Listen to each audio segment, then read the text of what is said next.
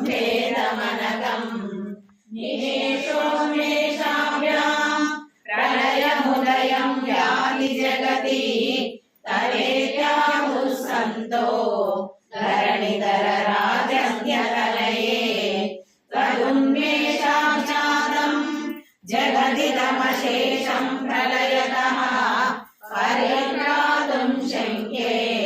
परिमृतनिमेषास्तवनुषः तवावर्णे कर्णे जलनयन वैषुण्यचकिता निवीयन्ते तोये नियतमनिमेषाशपरिका इयं च श्रीबद्धा शतपुटकवाटं कुवलयं जहाति प्रत्युषे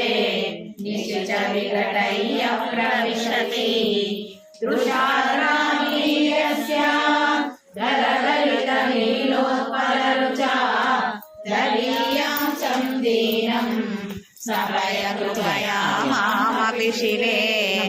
अनेनायं धन्यो भवति न च ते हानिर्यता वने वा हर्म्ये वा समकरनिपातो हिमकरः अरालं ते पाले